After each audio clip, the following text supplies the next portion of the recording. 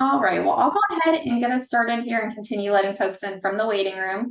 I want to thank you all for joining us today for our second Public Service Perspective series of the fall semester at Ohio University. We're really excited about our guest speaker, Don Thomas, today. Real quickly, I'll just go over a couple housekeeping items. For those who are virtual, please turn your cameras on. I know it's lunch hour and you're probably eating, but welcome you all to, turn your cameras on. Could remain muted throughout the presentation just to avoid distractions. That would be appreciated.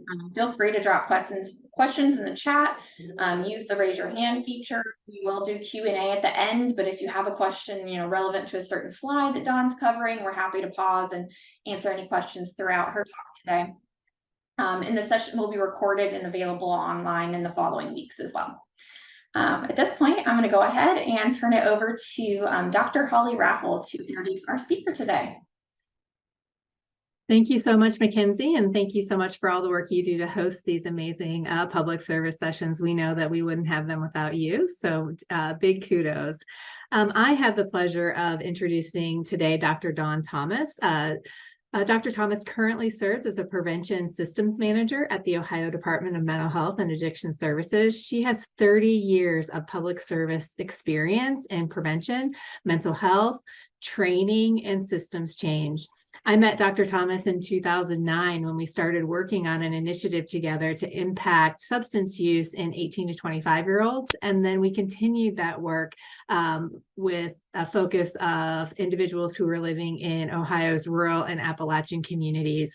What I have always appreciated about Dr. Thomas in the years that we've been working together is her attention to cultural humility, her attention to health equity, to make sure that all Ohioans have access to high quality prevention services. So with that, I'll hand it over to Dr. Dawn Thomas.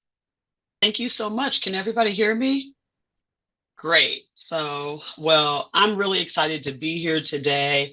And I just want to say thank you to Dr. Holly Raffel and Dean Tracy Plough, and to a special shout out to Mackenzie and the entire team that put this whole public perspective series together. I'm really grateful to be here. So we're going to jump right in and get started.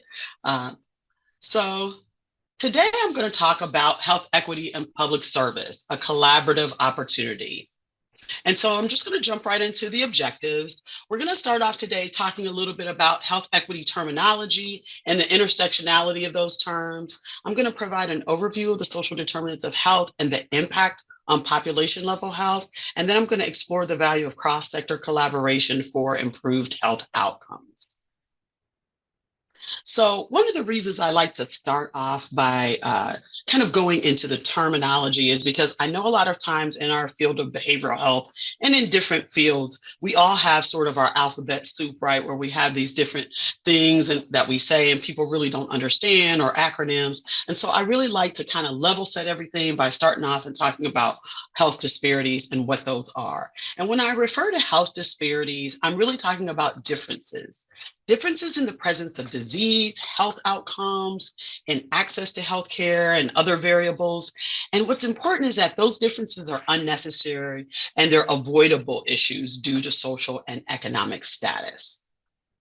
So again, when we're talking about health disparities, we're really talking about preventable differences in the presence of disease, preventable differences in health outcomes, access to healthcare between population groups. And sometimes you hear a couple different terms with health disparities. Sometimes you hear them referred to as disparities. Other times you might hear the word inequity, or sometimes you even hear the word inequality. Before the pandemic, I used to hear more around inequality, but I just wanted to say that. So when you hear the terms, you know that they're interchangeable. But what's important is that prevention is key with health disparities. And I was just looking through some research not too long ago from HPIO, which is the Health Policy Institute of Ohio. And they did a study that looked at death trends among working age Ohioans. And they found that the number of deaths among working age Ohioans increased 32% between 2007 and 2022.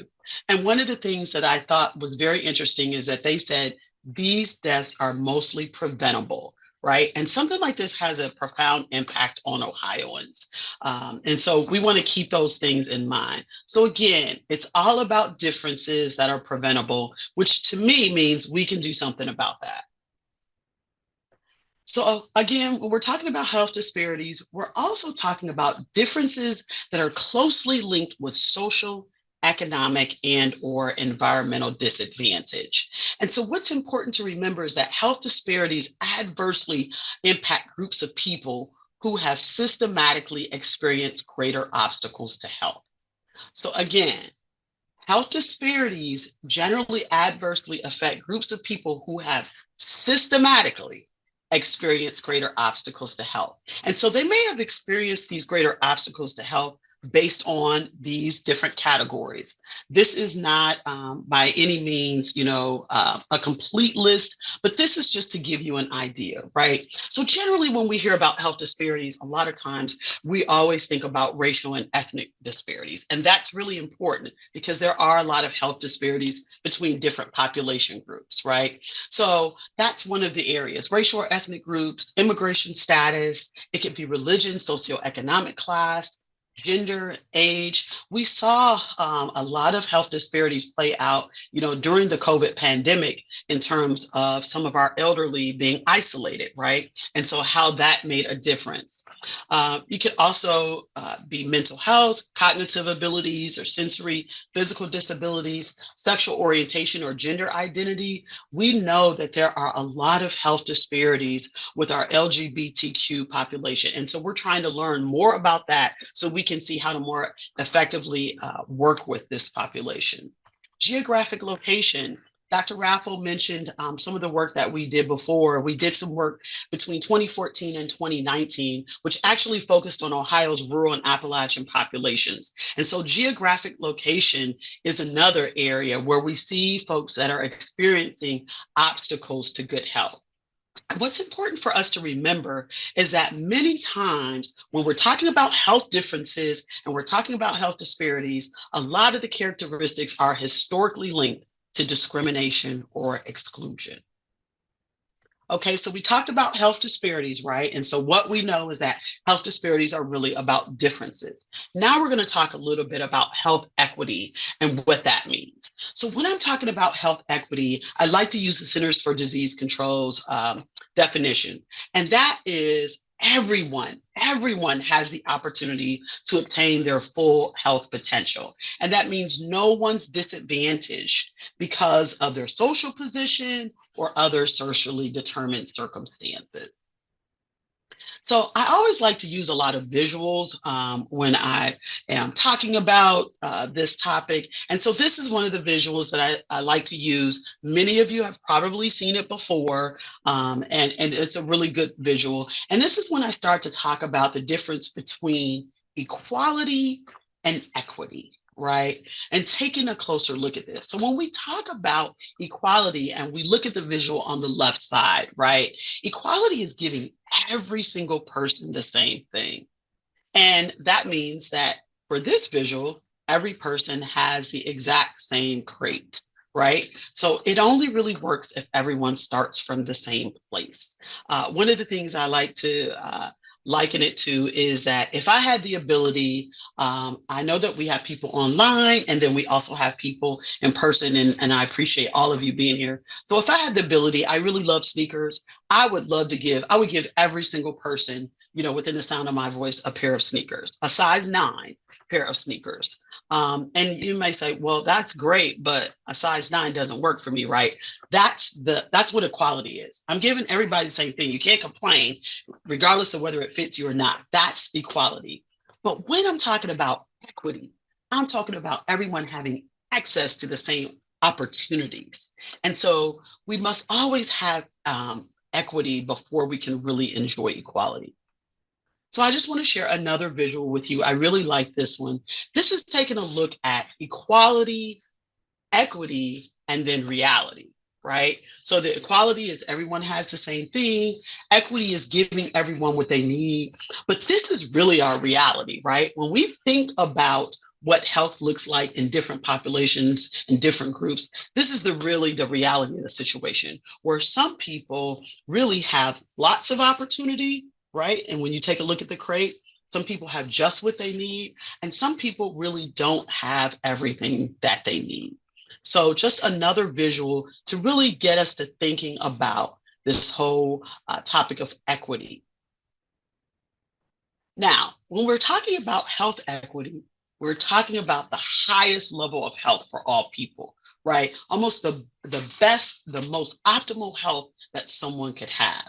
And so what I love about health equity is, according to CDC, it's focused societal efforts to address inequalities. And so when I see that, you know what I feel like? That's us. That's all of us that are working together in public systems. We have the ability to get to health equity. And so we have the ability to do this by working on the conditions for all health groups. But what's important for us to remember is that it's especially important for us to think about this type of work for those who have experienced socioeconomic disadvantage and historical injustices. And we'll talk about that a little bit later in the presentation.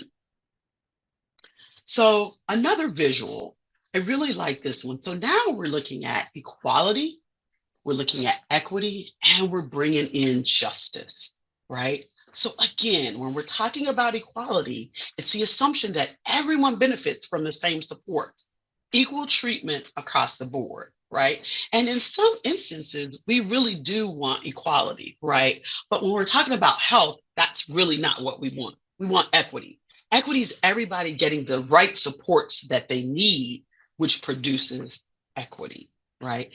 And then now, as we are kind of moving forward and we sort of have the whole nation focused on health equity, we're understanding the importance of justice as a part of this. And so when we look at this visual, we see the first one, right?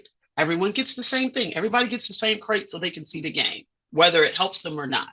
Equity is everyone getting what they need so they can see the soccer game, right?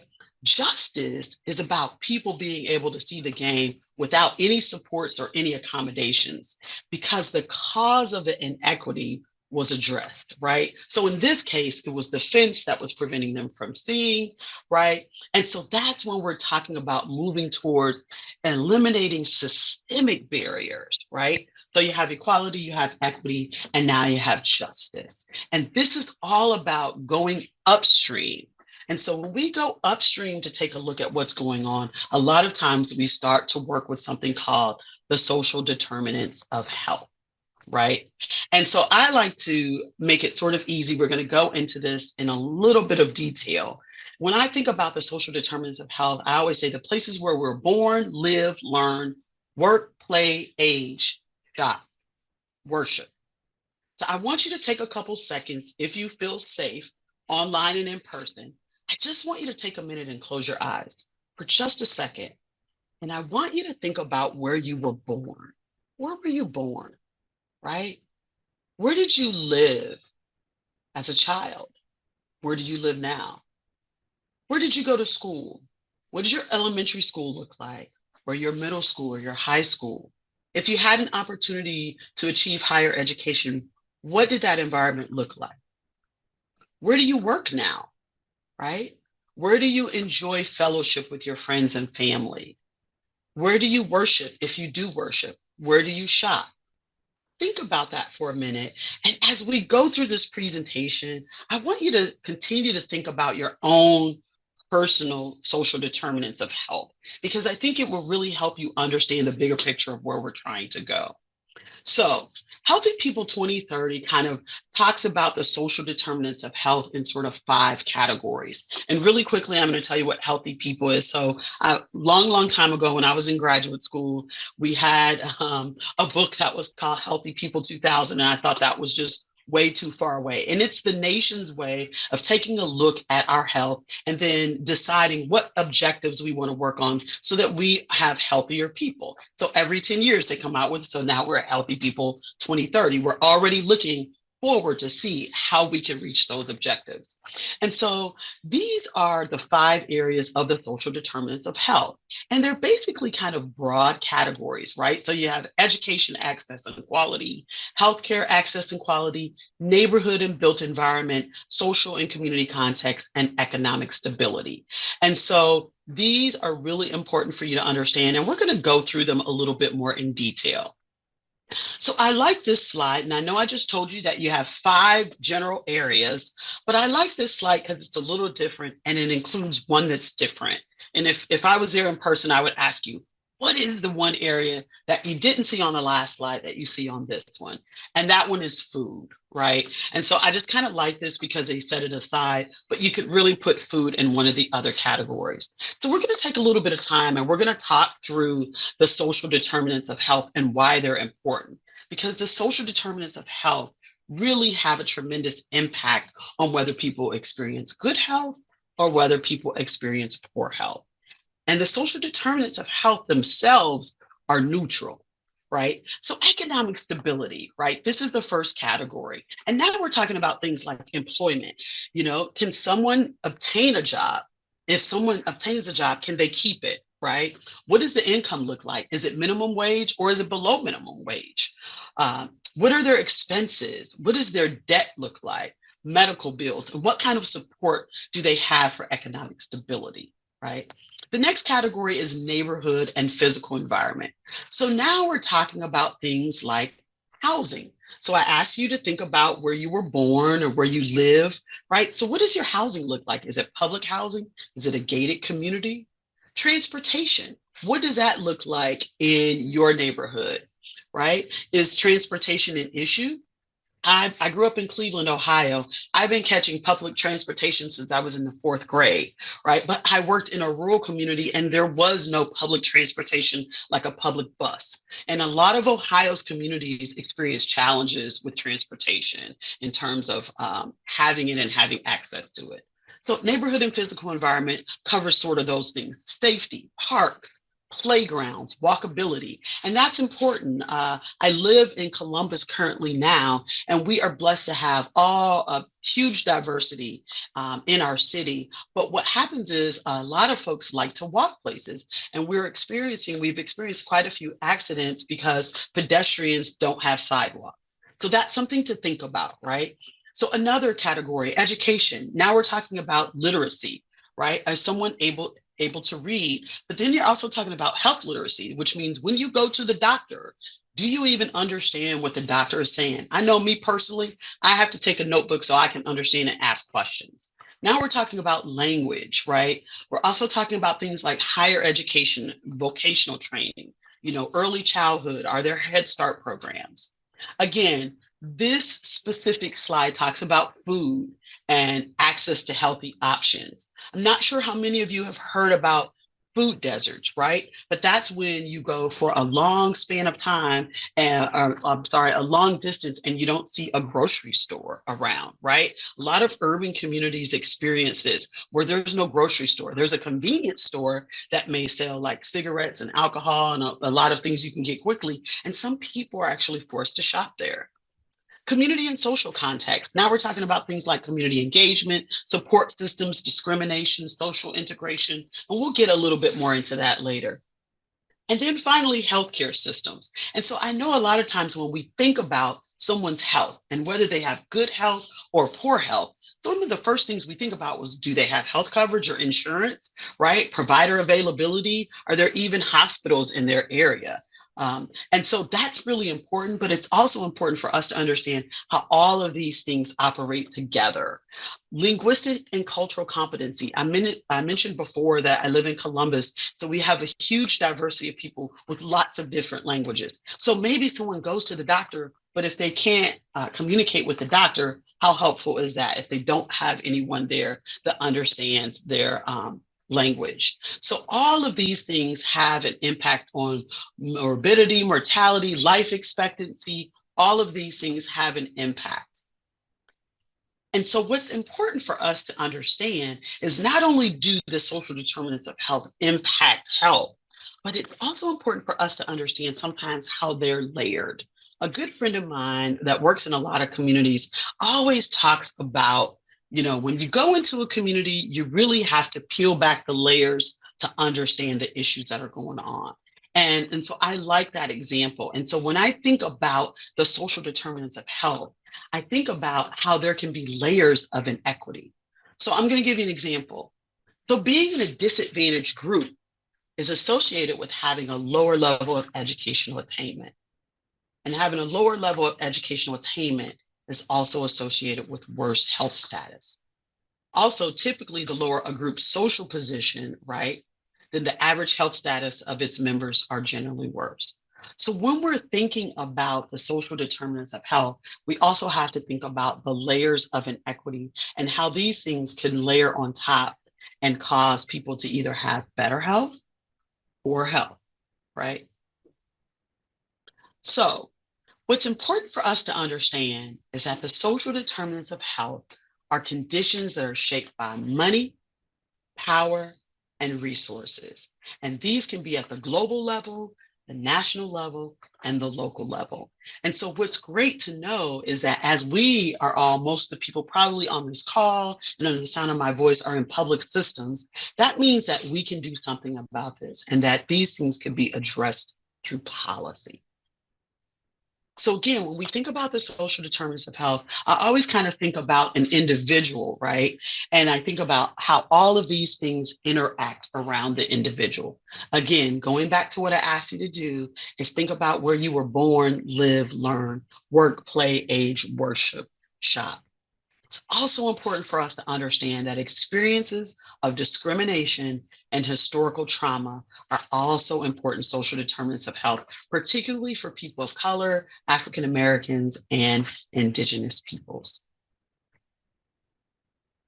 So now we're going to talk a little bit about race, place, and health. And it's really important for us to understand that the blatant discriminatory policies of our nation's past have really made it impossible for certain population groups of Americans to obtain optimal health. So sometimes when we think about people and their health, we think about individually, like, hey, they got high blood pressure, they need to stop doing this, they need to exercise more. And those things may be true, but it's really important for us as public servants to understand that blatant discriminatory policies of our nation's past have really impacted, right, health of people. Racial bias affects health.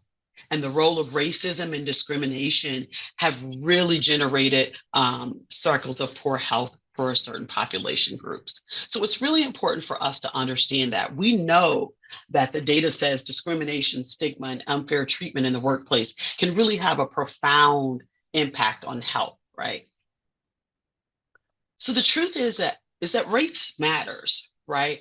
And so in order for us to understand health disparities, in order for us to be able to come together as a society and to look at issues of health equity, we have to be willing to confront and acknowledge the history that to eliminate health disparities, right? And so again, I can't say it enough. Blatant discriminatory policies of our nation's past have really made it impossible for certain population groups of Americans to obtain optimal health. And so I'm talking about things like redlining, right? And so you think about years of that, right? That has an impact on health.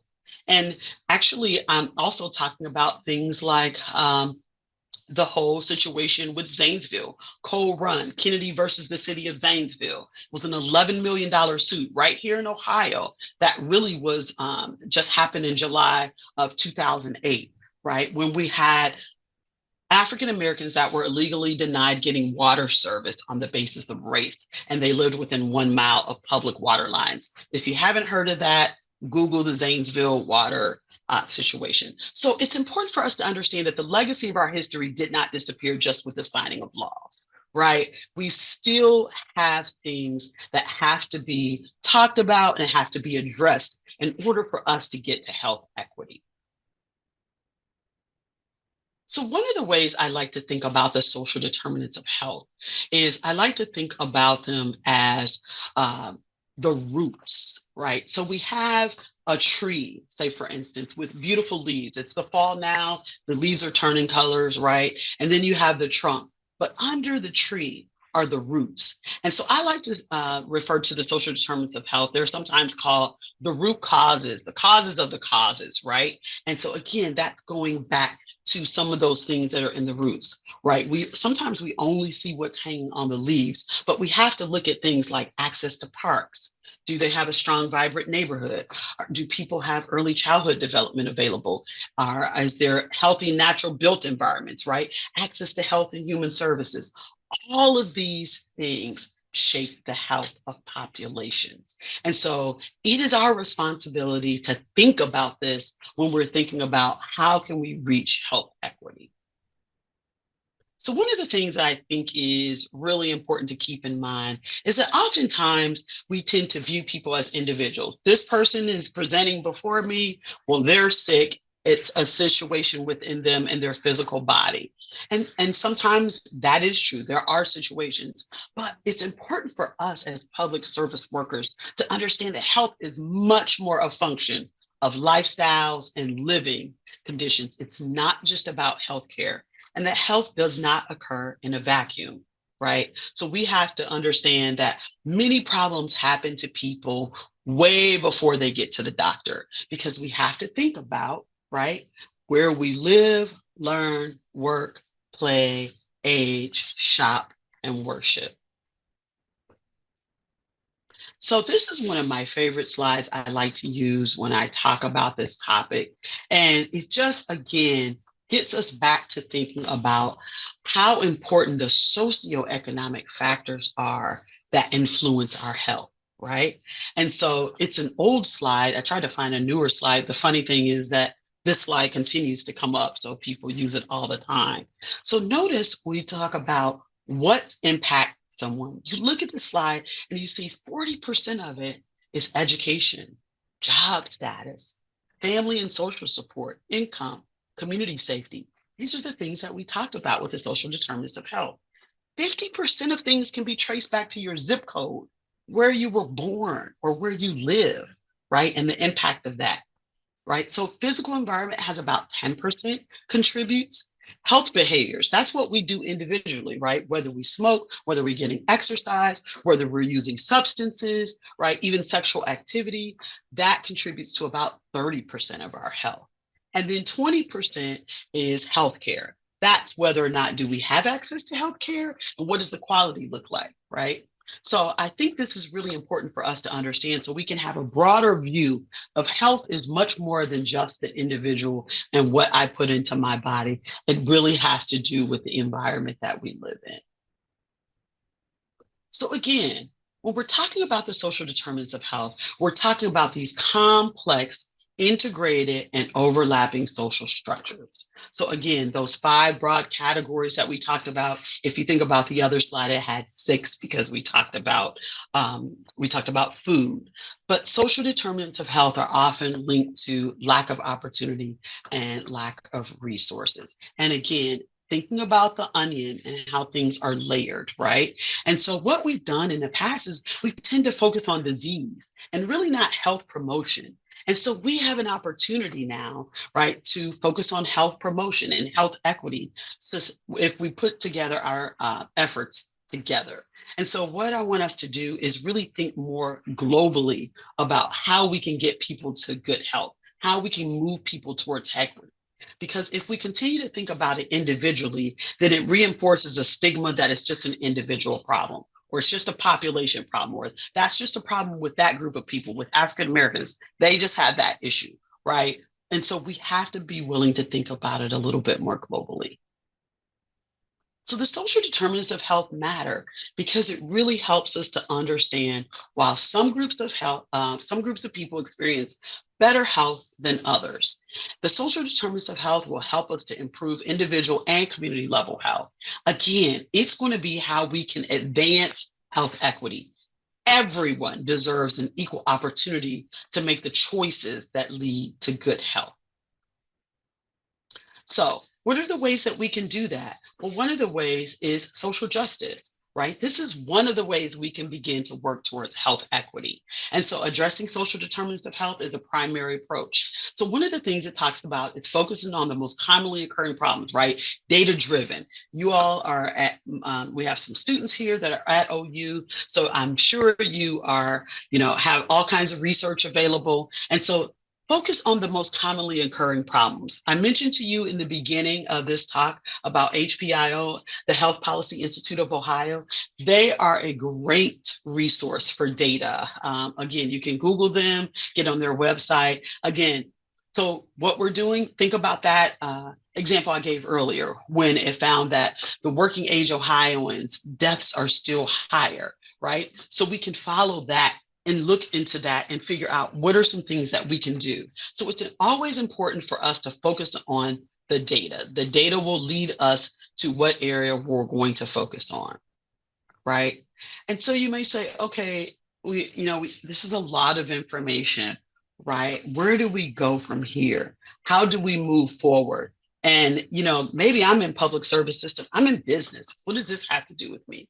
So it's important for us to understand that the social determinants of health impact everyone, right? So some of the things that we can start to do is recognize the fact that racial bias impacts health, right? And so we saw this coming out of the pandemic, that there were a lot of different cities and health departments that were looking at racism as a public health crisis, because it is, right? And so understanding what that means. And so some of the things we could do is begin to engage in racial equity learning and conversations, understanding for ourselves and understand how it impacts people that we serve, right? Dismantling current systems of inequity and understanding the root causes of inequities, not just the manifestation of it. Right. So again, going back to that tree, when we think about the causes of the causes, right? Sometimes you only see high blood pressure or something like that out here. But when we go to the root causes of inequities, right? And we're going to the beginning and actually looking to figure out what are some of those things. And that's how we use our data to help us move forward. The other thing we can do is we really have to get out into the communities that we serve. Right. So we should not, as public servants, be trying to come up with options without walking hand in hand with the communities that we serve. We have to engage our stakeholders and partners in solutions, because guess what? They know the answers. Nobody knows their community like community members, right? And so we can have resources and experience that we bring, but we have to get out into the communities that we serve. We have to think to ourselves, what is it that prevents communities from reaching their full potential, right? And what are the root causes of inequities? Again, not just the manifestation. Some other things that we can do, right? Understanding that social policies should consider the impact of health in everything. We should always take a look at our policies and consider the impact of health. We can understand how environmental policies impact health, right? So I talked about, when we talked about the 5 areas, we talked about neighborhood and built environment, right? And sometimes how environments can impact our health. So we have to start to think about these kinds of policies and how that impacts health, and then also the impacts populations of groups, right, in the community. We also have to work to understand how legislative and judicial policies impact health, right? And so we have to think about, things like mass incarceration, thinking about reentry. How do we re-engage people when they come back from being incarcerated? All of these things have impact on health. And then we can also utilize the law as a public health tool, taking a look at statutes and regulations. And a perfect example is the Coal Run example I gave you for Muskingum County, right? And they utilize law as a public health tool. So at the beginning, I talked about that we have a collaborative opportunity, and we really do. As public servants in different fields of study, we have to understand that health is not just about the medical field. It's not just health's responsibility to make sure people have good health. It's all of our responsibility. So health is not limited to a single domain. And as you can see, when we talk about the social determinants of health, we talk about all of those broad areas that have to do with social, economic things that impact your health. So we have to start having a shift and our perspective and how we think about health, and the fact that it's not just public health's problem, right? The health status is embedded in larger living working conditions. Again, these are the places that we serve as public servants, right? And so equity has to be challenged at multiple layers within our institutions. And so we have to have this shift in reality. So when I see this, I love this because it says it is elements of a healthy community. So I know this is a public service perspective series. And so we work in different tenets of public service, right? Some of us work in social justice, some may work in healthcare, some work in safety, right? Some work in economic development. But when I see this and I see this visual, I see all of us working together, no matter what public sector you're working in. Health equity is really the work of all of us coming together, right?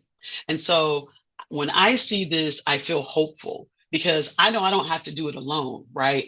It says if we're going to get to health equity, it has to be societal efforts, folks working together to get to where we need to be. So I like to use this quote, and it's kind of a quote that generally was used, I think, when it comes to institutes of higher ed, colleges and universities. And I want us to think about this, right? And so it says, I am struck by the challenge of engaging in partnership in a group. Is it possible for us to collectively develop deep, trusting, reciprocal relationships among ourselves and with our faculty partners, or with our community partners, or with our public service partners? How will we navigate our various positionalities and our identities and our radically different experiences and kinds of expertise? So I really want us to think about this, right? We come together, we have all these different experiences. We see ourselves different. When we thought about where we live, learn, work, play, and age, that probably looks different as well. And so my challenge for you today is to begin to shift in our thinking. And I know that the topic of my presentation was health equity, a collaborative opportunity. And we do have a collaborative opportunity before us, right? But I want us to think differently today. And my challenge to you is to think about how we can begin to shift from looking at it as a collaborative opportunity to looking at it as a collective responsibility, right? So let's shift that. Not only do we have an opportunity to work together, but as public servants working in different public entities, it's our responsibility, right? And so I like to use the term Ujima. So if you all aren't familiar with the Nguzo Saba or the 7 principles of Kwanzaa, Ujima is one of them. And it means collective responsibility, right? And so what does that mean? It means when individual members of a group are held responsible for the group's actions as a whole. And so when I think about us as public servants, right? We are servants. We serve at the pleasure of, right, the public entities that we're involved in our communities. And I believe that it's actually our collective responsibility to work towards health equity. And I'm excited to see how we can do that together with our different positionalities and identities. And so again, my challenge to you today is how do we begin to move from collaborative opportunity to collective responsibility? Do we have any questions? Dr. Thomas, I have one. Can you hear me? Great. So I guess my question is, I know that health insurance providers are now required, right? And they're doing it in Ohio as well, the MCOs, to invest a certain portion of their budget towards addressing social determinants. Could you slow down just a little bit? Okay. Because I want to make sure I understand your question. Sure. Thank you. So health insurance providers are now investing in addressing social determinants of health, right? And I know they're doing it in our neck of the woods in Athens. Mhm. and in other parts of the country and the state. Mhm. So how much should we invest in this, in the sense of, putting hope in these efforts? And You said, how much should you invest? And I didn't hear the other word. putting hope in these efforts and sort of making a dent in the product. Did you say putting hope? I want to make sure I understand. Yes, that's correct. So are you saying how much should we put hope in these investments? You know, that people are doing it and how, I think that this is the way we're going to get to health equity, right? Hope is great. A policy is better, right? And so I think that we have to be willing to start to unravel some of the policies, that we know aren't really helpful to people. And so I'm really glad to hear that you're seeing providers are starting to invest in social determinants of health in that area. I think we have to have hope around it. And I think we also have to be willing to ask ourselves what policies are existing, right, that could help us. No, I'm sorry. What policies are existing that are preventing us from getting to where we want to go? Because I do think it's really important for us to look at the social determinants of health and understand its impact on health. I'm really glad that you brought that up, and I'm actually really happy to hear that you are starting to see providers talk about it. I feel like we're starting to hear the conversation more. And I've been in the field of health for a while, and I feel like social determinants of health was like just something we talked about. And now I'm hearing it everywhere. And to me, that gives me hope.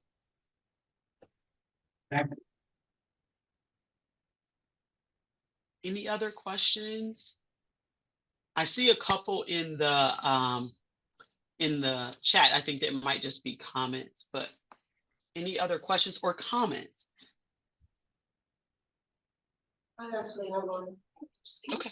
Okay, can you hear me? I can. Can you just Okay. speak slow? Sometimes when you're talking fast, sometimes I want to make sure I understand you.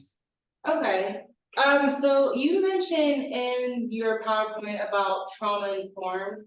I thought that was really interesting. Now that the social determinants of health is progressing, within this area actually. So I kind of work with kids now in the mental health piece, and I think that I don't know, that really interests me because that is something we often talk about a lot. And I think the word is now spreading because now we're working on the overall health and well-being of the youth in general, especially within this community. So I just wanted to say Yes. that was an excellent Yes. thing to bring up. Well, I want to thank you for the work that you're doing. Thank you, and for recognizing the impact that has. So I always go back to where I talked about, right? The social determinants of health are the places where we live, learn, work, play, age, shop, right? So when we start to think about the young people that we work with and the environments where they're living, learning, working, playing, and the things that may have happened to them, right? And the trauma that may have happened, that impacts their health. And the earlier that we can begin to address that, right, the better off we're going to be. So I want to say thank you to you for the work that you're doing and understanding how important that is to health. Thank you. Mackenzie, can you hear me? Yes, I can. It's the where in the room are you sitting and can you hear us test? So a lot of the folks sitting in the room right now are our environmental studies students, and we look a lot at that intersection between people and their environment. Could you say, I'm sorry, you said you're what students? I just didn't hear the word. Environmental studies. Okay. And so we look a lot at the intersection between people and their environment. And one of the things that our work has highlighted recently is the trauma from extreme weather events. And I was wondering if that is something that's coming into your work at all. So I haven't seen a lot about that, but that's only because I don't tend to focus on the environment, and I'm glad you do, which is why I'm talking about how important it is for us to work together, right? So that's something I would love to see more data on. Just so you guys know, the majority of my work generally is within substance use, mental health, behavioral health, right? But I think that is extremely interesting. And I think it's something that we definitely should look at more. I mean, even when you think about it nationwide around different weather events that have happened, right? It's going to have some kind of effect. I mean, Hurricane Katrina, right? I think if we knew a little bit more now, what we, when I think about that and that impact, and, yeah, we kind of heard about it for a while. And then in our minds, if we weren't living there and we weren't experiencing it, we sort of forgot about it. I don't want to make that assumption for everyone, but I'm talking about the trauma that the other person mentioned earlier, the trauma of that, right? What does that look like? What are those folks experiencing today? What kind of health, issues are they experiencing today because of that? So I think that is a great thing to be looking at. I'm really excited that we have these students online that's what they're studying. And so if you remember, one of my slides talked about we've got to follow the data. So I'm dependent on you all to develop that data so that we can learn more about that and how to deal with that.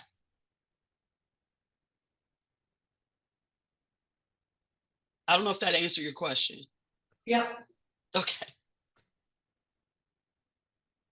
Dr. Thomas, we have a question in the chat from Valerie Alloy. Mm-hmm.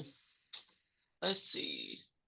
Are you aware of any work or data that has or is happening that is positively impacting the needle on any noted disparities or social determinants of health? I feel like there is work. There's so much going on out there. I'd have to think about it and probably could get back to you. And the good news is Dr. Alloy is my next door neighbor. So here at the office, so I could do that. But I think one of the things that is starting to happen is that, first of all, people are talking about it, right? I mean, Dr. Alloy, we weren't having these conversations before the pandemic. And I'll just be honest with you, the pandemic really ripped the Band-Aid off of a lot of inequities that were happening, particularly with people of color, right? And so now we're able to say things and are saying things that weren't being said before. We're talking about the impact of things that we really weren't talking about before. And so I feel like even just because of hearing the students talk about, I'm like, wow, when the one student talked about, hey, our providers are starting to notice that. And then the students talking about environment, we're looking at big impact of weather situations, right? So I think those are all good things that are happening.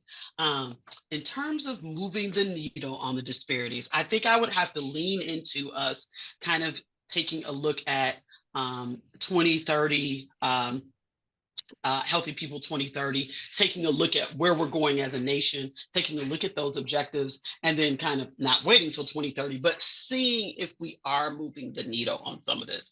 I think it's going to be a while before we can see, let me say, we may not see nationwide impact, right? But I'm hopeful because I'm working with Dr. Raffel actually in some communities around the state of Ohio, and they are actually working on social determinants of health in their communities, and they're taking a look at inequities, and they chose something. And this is groundbreaking work there.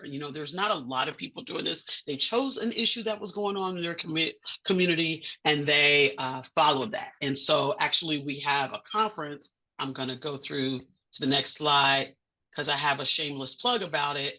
So thank you, Dr. Alloy, for asking that. The Ohio Prevention Conference Social Determinants of Health is November 16th at the Hilton Columbus Polaris. And we have some communities across the state of Ohio that are excited to talk about what they found in their communities and how they're addressing this issue, right? So I'm hoping that we could put this together at some point, and it could be a research article so we can say that, yes, we can show that communities are moving towards equity.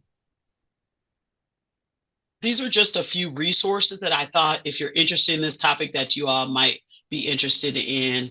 And I've included them at the end of the presentation. One of them, my favorite, is county health rankings. So you can kind of look up your county and see where you rank. And then the other one is the equity around literacy. And then sometimes I just like to give some basic things around the social determinants of health. Ryan says, who would you say is most affected by health disparities in Ohio? Everybody on that list that I showed you.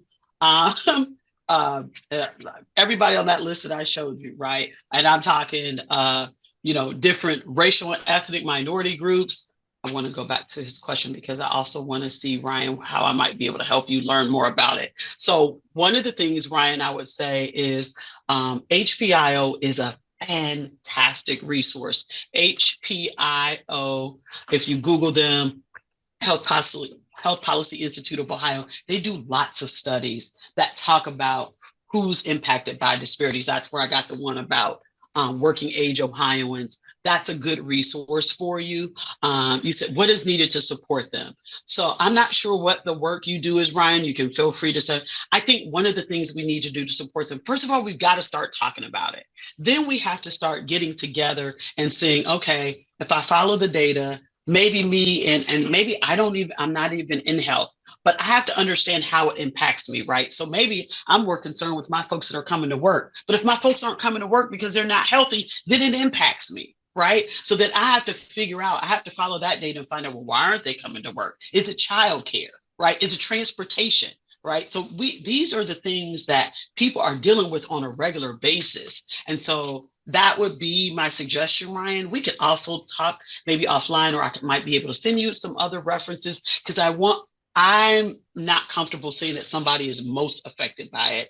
There's a lot of people affected by it. In Ohio, we're really blessed to have a huge, diverse population. So we've got folks from Somali, we've got folks from Nepal, and just right up in Cleveland, we have a ton of different languages of Asian population people. So I can't say who's most impacted by it, but I can say we can look at some resources and around Ohio, and we can help you look at that. Also, Department of Health has a wonderful resource. I should have included it here that lets you look at things by zip code, which I think is exciting, right?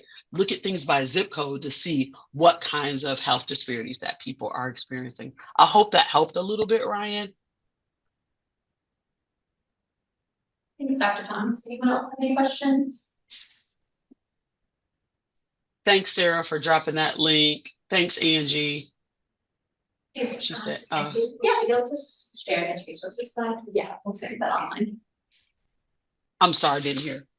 You're okay, Dr. Thomas. She's asking about the slide to access all those links, and I'll share that out. Okay, I did see that Rhonda said, yes, she said, especially if someone has childcare issues and transportation. Yes, Rhonda, that's what we're talking about. Sydney Shelby County Health Department. Exactly. So I'm not, and thank you, Rhonda, for the work that you do, because I know that if you're at the health department, you are thinking about these social determinants of health and how they impact folks. Okay, good, Ryan. Thank you. I think we have time for one more question if anyone has any. So one of the things I always want to say is, I know sometimes people can feel overwhelmed. I've given you a lot of information. I've given you, think about one thing, right? Think about one thing that I said that you could do. Is it engage in a conversation about the impact of race? Is it ask yourself the question, how is inequity operating here, right? Think about one thing. I don't expect you to do everything, but I do expect you to do something, right? If we're going into this field of public service, it is our responsibility again.